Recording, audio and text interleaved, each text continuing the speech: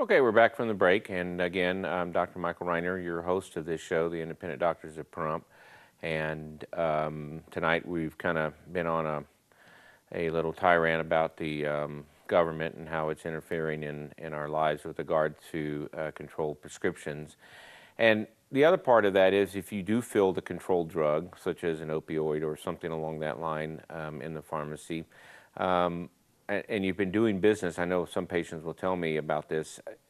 I know for a fact that when you're down there and you're turning in a prescription, it doesn't feel right. It just doesn't. They're just. It's not like you're going in there and you're talking to your brother or something along that line. There's always a suspicious eye on you, and I can't tell you how many patients feel like they're drug addicts going into the pharmacy. And that brings me to a topic of what an addiction is and what a dependency is.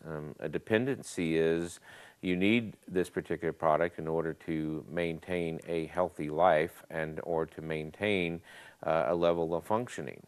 An addiction, whether it be gambling, whether it be drugs, whether it be alcohol, where it be anything, is where you've kind of crossed over an imaginary line.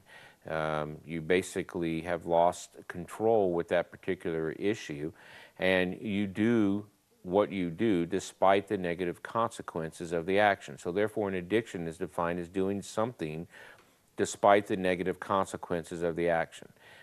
Taking your medication not like you're supposed to, not taking it at all, selling it, doing something that has a negative consequence, going to the grocery store and never making it past the slot machines to get your groceries. You have a gambling addiction. Basically, if there's something bad outcome as a result of your activity, then you might have, a particular problem. And with regards to what we as physicians encounter, I'm sure we are going to have to apply to the same rule. You should have known. This is why we do, toxicology testing in our office. I know some of the people in the town know I like to play cards and poker every once in a while, and it's kind of funny because I'll always say, hey, listen, everybody plays cards, but we all trust each other, but we have to cut the deck. Because we wanted this game to be above board. I think I have a caller, Rick, on the phone. Rick? Yeah. Hi there. How are you doing tonight? Oh, I'm doing good. Good. I just seen Dr. Reiner. I just seen you today. Okay, that's right. And I just want to say thank you very much. You are a very thorough doctor. And me and my wife were very pleased with the way you handled my situation and didn't look at me like I was some kind of a drug addict. And looked at me as though I'm a needy person for what drugs I do take. And it's been 4 months we've been looking for a doctor, and we finally found a good doctor, we think. We hope. I'm sure of it. Well, thank you, Rick. What is going to happen with these pharmacies when somebody comes in and they're dying of cancer and has nothing to lose? I mean, how are they going to handle that when he's not going to take it? He can get violent? Who knows what he's going to do? What was that now? I said, what is going to happen when somebody comes into your office or comes into the pharmacy and you wrote them a prescription for some narcotics and they play games like they do with these pharmacists, lying to you, saying they call a doctor and they didn't call their doctor, and you find out they're lying to you. And this person is dying of some sort of cancer or something to that effect. They've got nothing to lose. How are these pharmacies going to handle that when people start getting violent? Well, that's basically an unfortunate issue because desperate people will do desperate things, and you hope that it doesn't come down to that, but certainly within that realm, that's what we talk about with an addiction. And if you have an addiction, you become very desperate to fulfill that addiction, so you will do desperate things. You will commit crimes and you will do things to fulfill that particular habit. You will take unnecessary risk, and there are consequences for the result of that behavior. With regards to people that have cancer and people that are unfortunate, if they're in that much pain and their doctor is not doing very good for them, then You know, certainly, you know, I think that situation, I'm a medical director for Comfort Hospice, and in that situation, I know I would put that patient on hospice if I could, if they weren't seeking aggressive therapy. But you know, certainly, this is the part that's scary about that. They're pitting people that should be serving one another against one another. They're pitting the pharmacist against the doctor. You know, the pharmacist is questioning the doctor's diagnosis and the treatment plan for this particular prescription. You know, we want copies of this patient's records. We want to play doctor too. We want to make sure you're doing the right thing. You know, I mean, I told that one pharmacist down in Vegas, I said, I could send you the MRI results, but you're not trained to understand what they mean. So what purpose would they serve to you? And I don't think the patient would release the records anyway. So this is actually the confusion that will take time, I believe, to sort out, and hopefully one day it will. But like I said, I hope nobody, suffers undue consequences as a result of it. But if you're being treated, poorly at a pharmacy, I suggest you consider changing to another pharmacy. But in this town, there's only really 4 pharmacies, and it's kind of sad. One of the pharmacists, the Pahrump Valley Pharmacy that opened up here, he was doing a nice little business, and I was trying to send him some patients. What I understand, and I don't know this to be true, don't quote me on it, was that Walgreens just bought them out.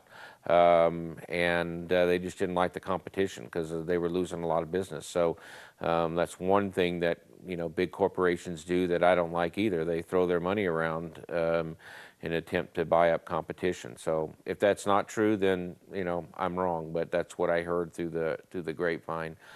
He said it was insurance that couldn't pay him, but talking to different pharmacists, if you're filling 100 prescriptions a day, you're making money. So I'm not buying that story. Anyway, that all being said, it is important for you to remember you do vote with your pocketbook. In some cases, your vote may not count very much if the pharmacies are banding together. And if you're in pain like you are, then you're really at their mercy, and I think that's a very uncomfortable situation to be in. And that's why I encourage patients to have a few extra prescriptions. Try and take less of your pain medications if you can not make yourself too uncomfortable, and do have some in reserve so that if the rules change down the road, at least you won't be going through withdrawals, which is a very, very uncomfortable situation. And who am I to decide what is going to level out your pain? I do know that with regards to narcotics or opioid prescription, there is no linear dose response. And what that means is if I increase the dosage of morphine or oxycodone, I don't always get a better response. I get more side effects, but I don't always get a response. And with opioids, for the most part, people plateau in their pain level, meaning you can take a prescription, there may be initial side effects of nausea or some other side effects, but eventually you do plateau. You do reach a level where that medication is working for you and you're achieving pain, and the dose usually remains pretty stable. There doesn't need to be increased over a long period of time, and I do look for that certain problems. So when someone is increasing their dosage on their pain medication, and what I have learned over time, certainly if they have a terminal illness, is that they have anxiety, they have an unresolved issue. And sometimes placing them on an anti-anxiety agent will do a lot to alleviate their pain.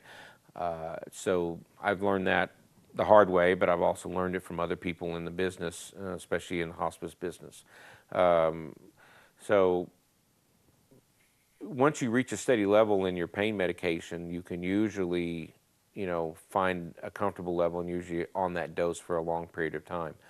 I also look for other alternative medications that work kind of well. One of the things that I use in my practice, probably a little more than other people, is methadone.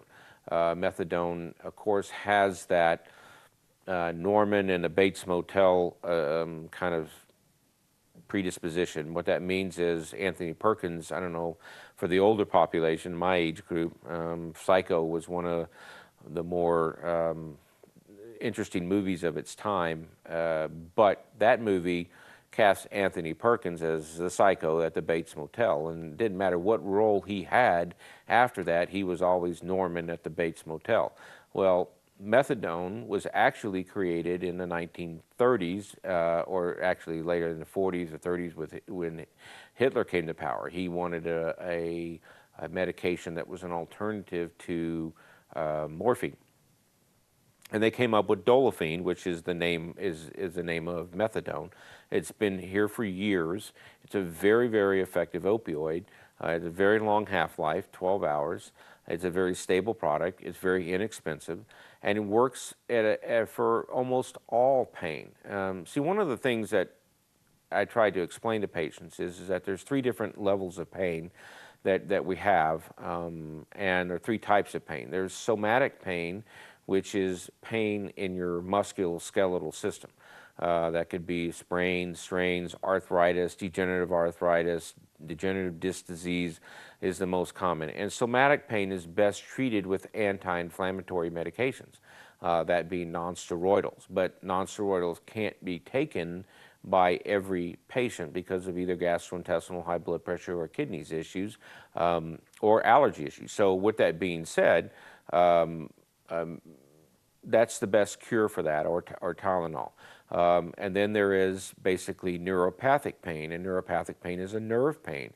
It's a pain that has an electricity opponent to it. So it could be the sciatica going down your leg. It could be an electrical shock that just comes from anything. Or burning, like, you've seen the advertisements for Lyrica, things of that nature. That type of burning, searing type of pain is called neuropathic pain.